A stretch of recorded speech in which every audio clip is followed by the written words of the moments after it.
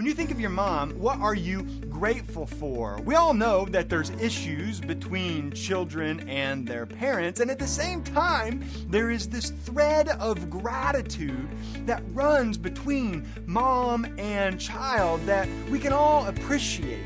It took me my mom's final day on this earth to realize fully what all that meant as I sat there all night long holding her hand and taking care of her hair as she lay there in a state of almost unconsciousness until she kind of woke up, and after I told her that I loved her and reminded her of some things and asked for her forgiveness and tried to make things right. And it was a time where I was alone in the room all night long with her, and my heart was breaking. My heart was breaking big time. I realized how powerful a mom can be in somebody's life. And so I told her all of that, and I knew that she heard me. She let me know that she heard me. And before I knew it, she was gone. It was over. And since that day, I have learned that the more you massage this thread of gratitude, the happier and more joy and more peace fills that relationship, and that you can coop mom's training into long-term benefits for your life and your family tree. It was the first day of grad school for me. I was sitting there, and the professor hands us a slip of paper at the top of which read, "Who has been your greatest influence and teacher in your life up until this point?" with one line to fill in the answer underneath it. Well, sitting in this academic environment on your first day, there's this palpable sense to write in some distinguished professor from your past or some doctor, but it was undeniable for me that it was my mom. So I wrote in the line M-O-M in capital letters, because she has done so very much for my life and helped shape me into who I am today.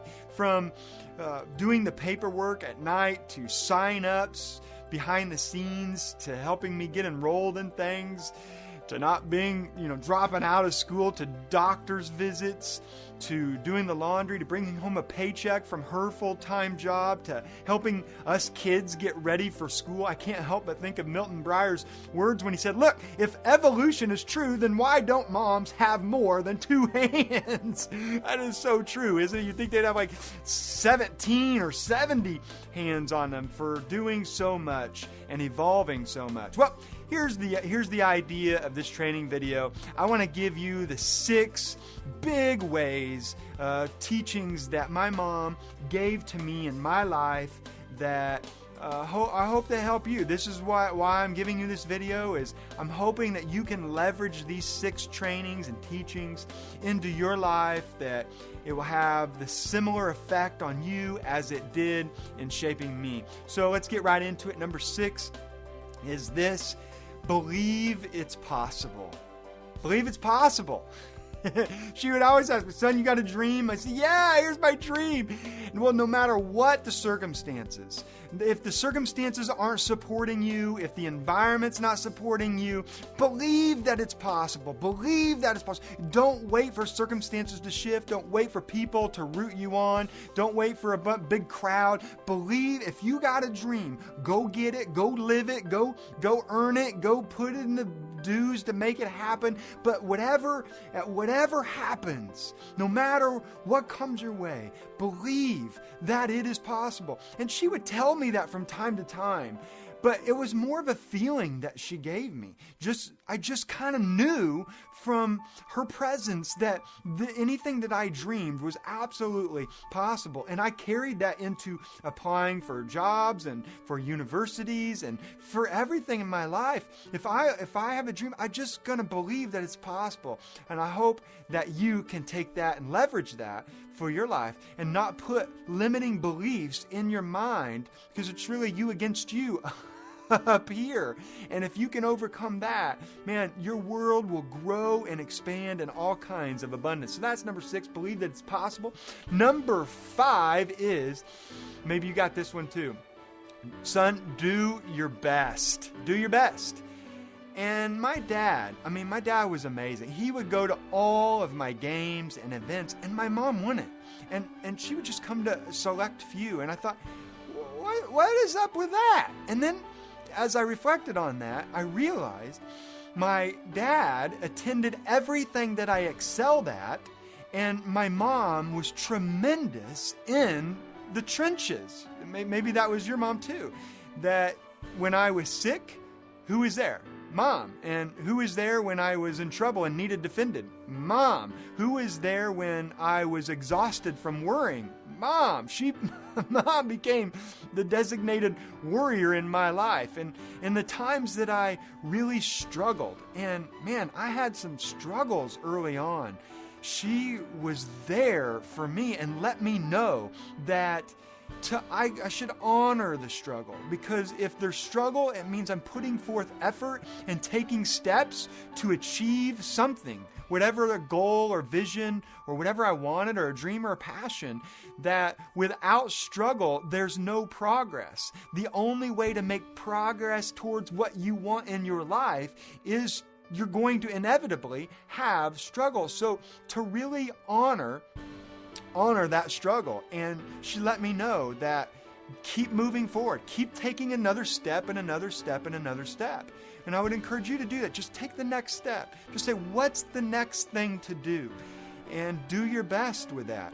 And there's no such thing as perfectionism, she would say. Perfectionism is really a mild form of purposelessness and procrastination. That forget perfection, go for progress in your life. And I remember I had this junior high speech that I was supposed to give the next day. And I was working on it all night long, hour after hour, and I just could not get this speech. Every time I would mess up a little bit, and I was supposed to say it verbatim. I just could not get it. And after so much practice, there was a breaking point where I threw my hands up in the air and I said, I just can't do this. I'm not a speaker. I was so upset, and in that moment, I could sense Mom's calming presence. And that silent, calming presence spoke volumes to me. And then she used her verbal words by saying, do your best. Just do your best. No regrets. And in the next attempt, I got it. I nailed it. I just spoke it. It just came out of me. No regrets. She said, don't try. If you either speak it or you don't speak it. Don't worry about perfection. She just kept reminding me of that stuff. And so as I just said it. I just got it out there.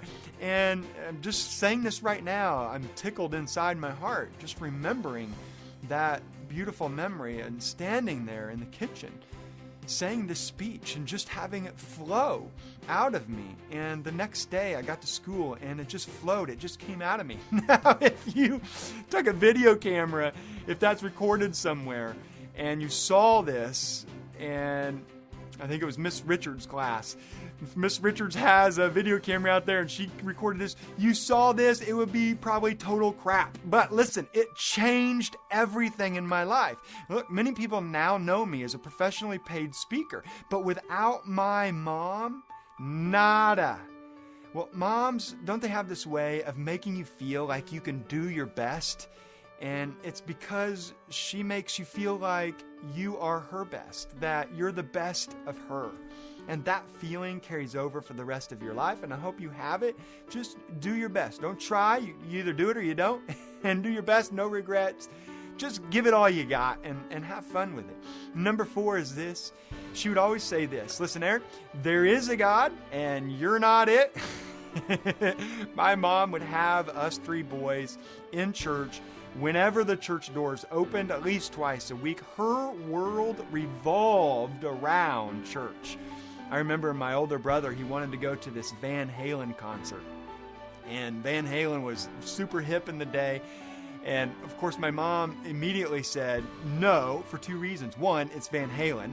And two, you're going to be out all Saturday night. You got to have your rear end at church in the morning. And so you'll be getting away too late. Well, my brother begged and pleaded, please, let me go to this concert. Let me go. And she came back and said no. And he keeps coming at her. And eventually she's exhausted and wore down. And so she says yes. But your rear end is going to be in a pew on Sunday morning. Well, he goes out to the concert, and church starts at 9 a.m. He rolls in to the house a little after 6 a.m. Well, my mom is waking people, and especially him, up at 8 a.m. because he's got to get ready to go to church. And he's moaning and wailing, oh, I'll do anything. I'll read the whole Bible this week if you just let me sleep in just a little longer. And my mom's reply was classic. She's like, if you think you know what moaning and wailing is now, you just stay there a little bit longer and you're going to know what moaning and wailing is like. And sure enough, he got up and he was in church. We all were in church because she wanted us to know that there was something beyond us. That, and, it's really good to live like that and to live in a world where the world doesn't revolve around me. It doesn't revolve around any of us, that we are here to love and serve. And she taught me to be humble and hungry, have ambitions and dreams and passions, but also be humble. Humble, humility, and to be hungry for life, to love other people, to care for other people, to really serve other people. And that's what these videos are about. I mean, there's no money involved in this. It's complete service to you, to train. It just comes out of the heart like Mom taught me. And as an adult, I realized to augment that teaching, that suffering comes as a result of focusing on yourself. So every time I'm suffering, I realize, oh, wait a minute, I'm focused on myself. But when I get back to serving other people, I'm far happier in life. So that's number 4 is there is a God and you're not it. And number 5 was do your best. Number 6 was believe it's possible. That leads us to number 3, which was a huge one for me, and that is when it comes to girls, because I grew up liking girls, when it comes to girls, listen with your ears and look into their heart. And that advice was huge for me. Remember in grade school, back in the day, you had at least 1,000 crushes or 1,000 girlfriends, give or take 2. And that advice really helped me because it led me to my wife, who has got the size of a heart that's, the heart that's the size of Texas. She loves people and cares for people, and I saw that and I noticed that. And she has the personality, she's perfect. She personifies the perfect temperament for me. I tell people all the time in coaching, especially with couples, I'm like, listen, we all think about what it's like to be with other people from time to time. And I just know that if I was with anybody else, they would leave me within a couple years because they would not be able to put up with my crazy. But my wife has got the perfect temperament for a crazy person like me. And I just noticed her heart. And she's just the perfect person, beautiful inside and out. And thank you, Mom, for that advice, that teaching, that training. That's number 3, is listen with your ears and look at her heart first. And number 2 is middle names are important. Now, Aaron, what are you talking about? Middle names are important. Well, let's put it this way. In this context, family car rides for my mom had to have driven her crazy because there would be 3 of us boys in the back seat with Mom and Dad in the front. And this is what she heard.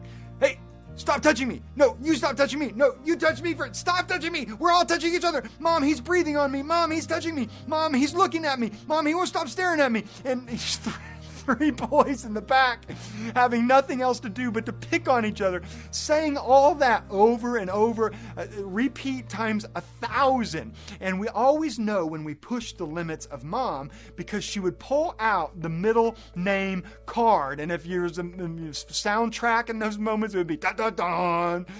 Well, the neighborhood kids in our neighborhood feared their parents' paddle. We feared Mom whipping out the middle name because we knew we were in serious doomsday trouble in that moment. I think I had once heard a rumor that my dad wasn't into middle names, but my mom wanted to give her kids middle names just to remind them that at her breaking points, that she wielded the power to take us right out of this world. And every time we pushed her to the limits, she said what every mom says around the world. You can almost hear it simultaneously. Child, just as I brought you into this world, I can take you right out of this world, baby. And in those moments, I always realized that I was not a necessary human being. That I realized immediately that there was a real right and a real wrong, and I was doing something wrong.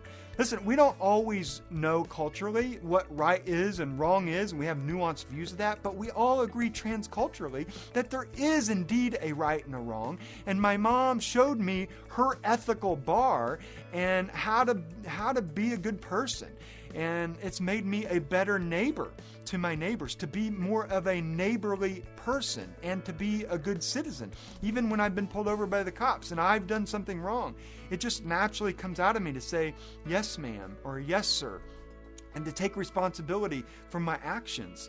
And my mom's use of my middle name reminded me of that. And every time I hear my middle name now, I think of right and I think of wrong in that ethical bar. So that's number 2. I hope you use that for your life. And number 1 is perhaps the most powerful, but all of them are powerful in their own way, as you know. Number 1 is this: whatever you do, Aaron, or whatever you do, fill in your name, whatever you do, be you. That's more than enough. How powerful is that? Whatever you do, be you, and that's more than enough. For me, in high school, I did sports. That's what I loved. That's what I knew. That was my comfort zone. I didn't know very much else. When it came to Scholastic Bowl, no, that's not me. It was better than me. I didn't know how to do Scholastic Bowl. When it came to FFA, that's not me. I wasn't part of that subculture. When it came to drama and arts, I was definitely not in the drama and arts. I never had done it. My brothers did, but I wasn't of that world. And then one day I was sitting in computer class, and the drama teacher comes down, knocks on the door, and asks permission to talk with me. So I go out. I'm thinking I'm in trouble for something, right? And she asked me if I would like to play the lead role in the fall play. And I'm dumbfounded. I'm like, what? I'm doing sports. Like, that's not my area. And so I politely declined the offer. I said, thank you, but that's, I don't know how to do that. That's not me. And I went home. I was just in a random conversation with my parents, and they asked me about that conversation. Somehow they had heard about it, and I told them that I politely declined. And they asked me why I did. And I said, well, because you're supposed to be good at something when you do it.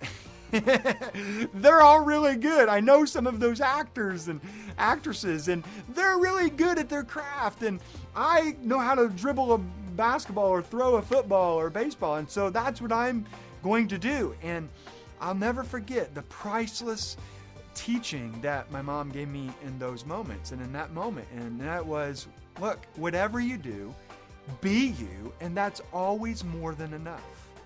Be you, that's always more. Don't compare yourself to other people, because in comparisons, you will find unhappiness, discouragement, discontentment, depression. That's what happens in comparisons. But we get sucked into that, don't we? So many times and so often. But throw out the comparison stuff and just whatever you do, be you, and that will always be more than enough. We limit our lives when we're trying to be other people or comparing ourselves. But when we throw off the lid, boom, we shine to the world. And that's what the world needs more of, is more of you, because there's only one of you, frankly. Okay, I'm off the training on that part, but that's what she said to me, and I thought, you know what? That's pretty good advice. So the next time I get asked to do something like that, maybe I'll do that. Well, wouldn't you know it? The next day I get a phone call from the drama teacher at home, and she's asking again if I would like to play in this role. Well, in that moment, all of my insecurities are flooding my body. And so I'm trying to come up with every excuse in the book, but I immediately think about my mom's advice. And whatever you do, be you, and that's more than enough. And that drowned out all my insecurities in the moment. Now, look, if you, and I accepted the role, but if you had a video of that, you would laugh your head off. You'd be like, are you serious? That's what you call acting? It wasn't any good, I'm sure. I've stumbled and mumbled and fumbled and went through the wrong entrance. I showed up on stage with the wrong outfits and late from time to time. But listen, I developed such invaluable friendships through that. I grew an extreme amount of appreciation for the arts and for drama. And my heart just grew for people and another way to contribute and serve. And I have nothing but thanks to Mom for that. I've remembered Mom's teachings. They have followed me everywhere. They have stuck with me my entire life. And President George Washington words are still appropriate to this day. And I totally agree with him in these words that he gives, which is, I attribute all of my success in life to the moral, intellectual, and physical education I received from my mom.